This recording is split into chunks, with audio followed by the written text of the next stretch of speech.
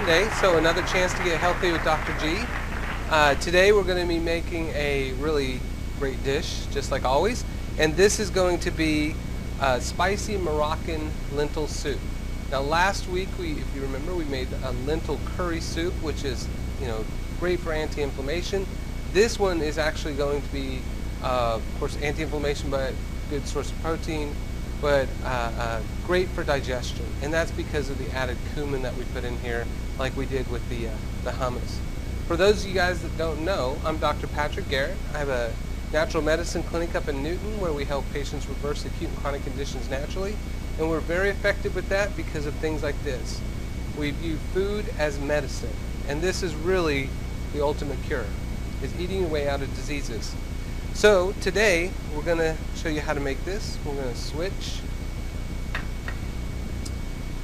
And you start with a nice soup pan, and you're going to use a little bit of olive oil just to coat the bottom of the pan.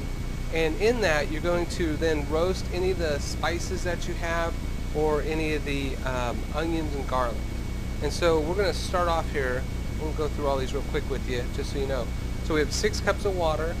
We have 1 can or equivalent about 2 cups of chickpeas, which we made hummus with before. We have black beans. Sometimes people use cannelloni beans, but I like these because they stay a little bit firmer. Actually, typically at home we'll use a kidney bean because it even stays firmer. And then we have our famous lentils, which of course are the 3rd highest protein bean. And those cook up really good. So you can see these are wet and these are dry. And that's because within 15-20 minutes, those lentil seeds are going to be soft and pliable. We have our half cup of chopped or diced celery, and of course carrots. And then we have 1 whole onion chopped. And I like purple onion because, again, the darker, the richer the texture, the more flavor, the more nutrients you're going to have in that fruit or vegetable. Then we're going to have our garlic. And that's 2 cloves of garlic, and of course that's a great anti-parasitic, antifungal, antiviral, antibacterial. And then we have our sea salt, which we're going to use 1 teaspoon, 1 teaspoon of gram masala. And gram masala is an Indian mixed spice. It's 5 different spices, and you can look up how to make those online, or you can actually just buy it at the Indian store or the Asian store. And then we have our onion powder. Even though we're going to use onion, we're going to add some onion powder too for flavor. And that's 1 teaspoon. We have 1.5 teaspoons of what's called cardamom seeds. And of course, sometimes you use cardamom pods in the things like rice a lot of times, and that adds that kind of Indian flavor. And these are ground then. And I actually ground those myself. We started with the bag of seeds, and then we ground them up. Then we have our cumin, which is our star today. And of course, cumin is a wonderful spice. It's very, very common among Mexican food. If you think of Mexican flavor, that's the spice that you're thinking about. So very popular in Mediterranean cooking, very popular in Mexican and Indian cooking. And of course, that spice goes all the way back to the Romans and the Greeks. It's one of the most highly prized ingredients secondary to, of course, salt. And it's called the seed of digestion. And so any kind of digestive problems that you have, which is about 40 to 60% of the U.S. now, those seeds, when ground and put in food, will actually help boost your pancreas's ability to make enzymes.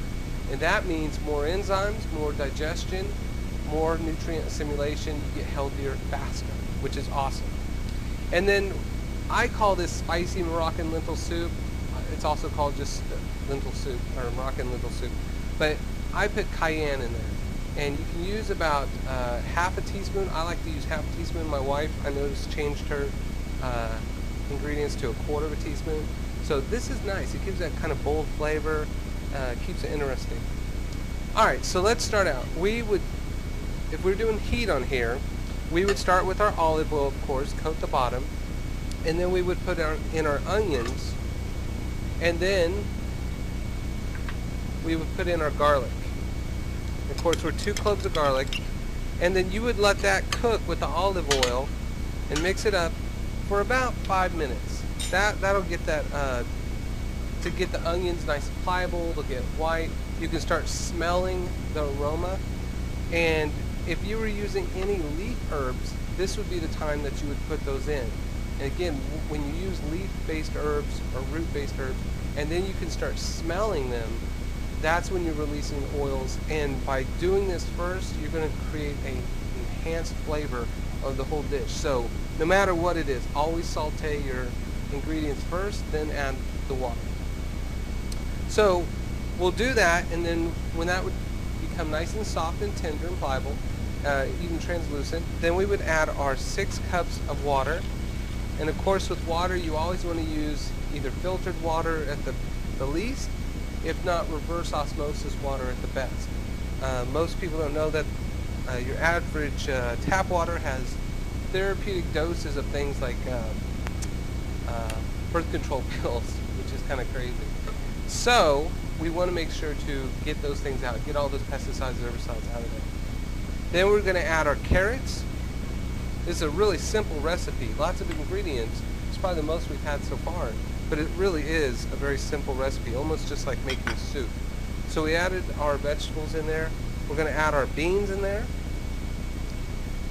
and our chickpeas. And again, at home, I really like to use kidney beans the most. We put our lentils in there. Now those lentils are the only thing that's hard in there, and of course they're going to soften up, which is wonderful. You don't have to pre-soak them like other beans. We're going to put our cardamom in there, our garam masala, our onion, our cumin, and our cayenne. Now if you don't like spicy, don't put the cayenne in there. And then what we'll do, we have our salt too. And of course we'll add a little bit of salt at the end, but you only add salt at the end of your dishes for flavor enhancement. Okay, so you're not going to salt this a whole bunch to try to create flavors. You're going to use all these spices to create that powerful flavor. And you can always add more of these spices and just kind of tinker with them until you get that flavor that you really like.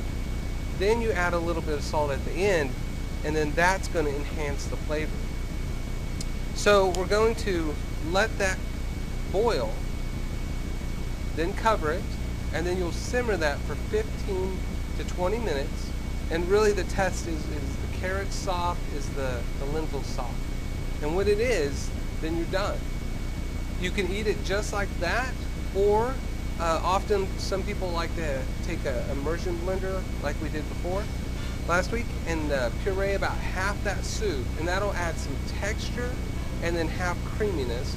And of course for older people, you might want to just cream the whole thing. Alright, we're going to plate this up and then we'll be back after the break.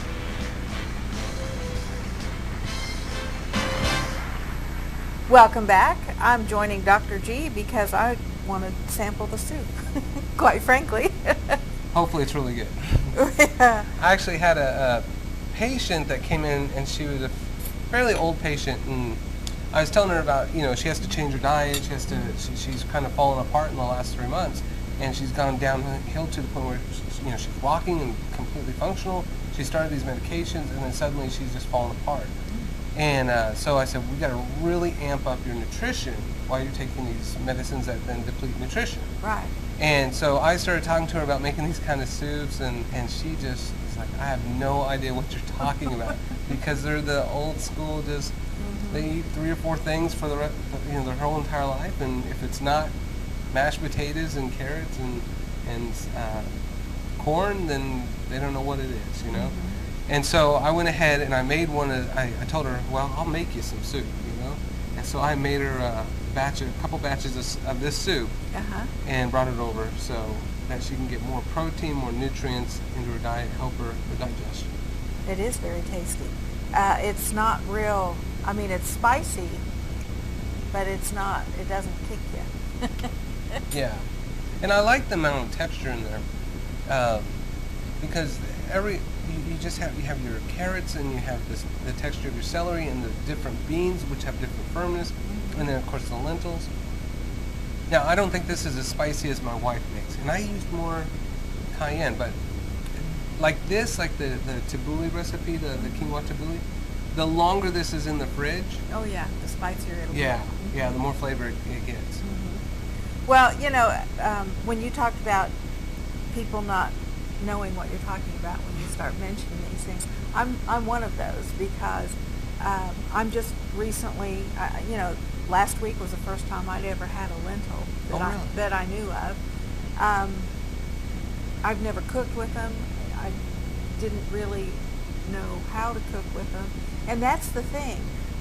When you're learning about new items like this, a lot of times we're intimidated by them because we don't know how to prepare them. Yeah. But that's what makes the internet so nice, because the internet has so much information that you can get. Yeah, and that's right, because the way I operated when I tried to get healthy was I went to like Barnes & Noble, and I would get, and their discount, they always have these really nice big cookbooks that are Moroccan and Mediterranean and Spanish and Chinese food, and they would have big beautiful pictures. So they have a picture and then they would have how to make it, and that's how I operate. If I could see it, I go, okay, I think I could make that, and then you just go through the ingredients and try to make sure you have all those, and if you can cook a basic chicken noodle soup, you can make anything, because it's just using more spices. But a lot of the spices that Americans use are just maybe like 4 or 5. Yeah. And whereas there's so many different spices to use, but we don't know what they're going to taste like. Right, right. So, and that's what I'm finding. I'm experimenting with spices a lot of times now, and my spice cabinet is so full. And I'm, sometimes I'll sniff it to see if it smells like something I would like, or what would be compatible with the dish I'm making. And then if I think that will be, then I'll use it. And like some of my experiments have turned out a little better than others, but it's kind of interesting to do that. Yeah. Yeah, and that's I went to a presentation from Chef Larcher of the Garden Grill, and so he, I loved his attitude. He's a French trained chef, and he's just like, try different spices, try herbs, and if it doesn't work out, well, then just keep adding a little bit more to this until you get the flavor you want. And it's all about using more spice, more herbs to get that flavor that you want. And like we said before, people that say, well, you can't eat don't eat the stuff you've been eating, which is just sugar, fat, and salt. Eat healthy food. They think they have to be deprived. Right. But you can eat so much flavor, Well, and that's it. When you are eating healthier foods and do it consistently, you start losing some of the cravings that you had for the other stuff. And these things start tasting really, really good to you. Right. And I'm finding that to be the case too, because I really like that. Yeah.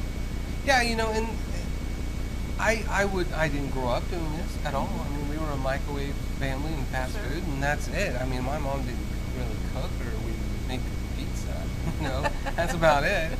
And so, even for me, this is always an adventure. Each time I make this, I'm always like, okay, is this right? Is this right? But I mean, you can't really go too wrong. And if you do, most of these ingredients are pretty cheap anyway. So you just scratch it and start from the beginning. And I'll let you know that, like, a lot of my patients shop at Thai Bin and the Asian stores, and I have found that their spices and fresh herbs are insanely cheap. Really? And so you're allowed to then not use all these dried spices, but to actually use these real leaves that have so much more flavor and impact on your food. Well, that's good to know. Yeah. Okay. Yeah. Well, it's always interesting having you here. Well, thanks. And I always know what I'm going to have for lunch too. So. That's right.